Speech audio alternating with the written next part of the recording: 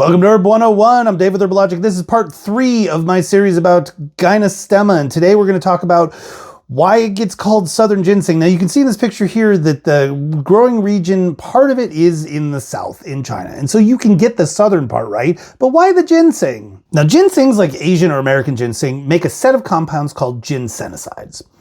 Jiaogulan makes a set of compounds called gypenosides. Now the chemistry here is pretty complex, but the thing is that like ginsengs and Gynostemma, they're not closely related. Ginsengs are more closely related to ivies.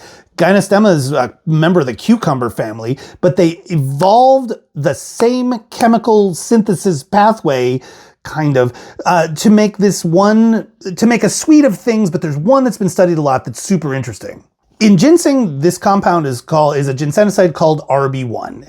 In Gynostemma, it's called gypenoside 3. It's the identical molecule. And when this particular compound is present in higher ratios in ginseng, people tend to think of it as an effect that is on the calmer side of resilience. Now I can tell you, you probably never see this marketed as Southern Ginseng because ginseng growers really don't like you to use ginseng for things that aren't technically ginseng.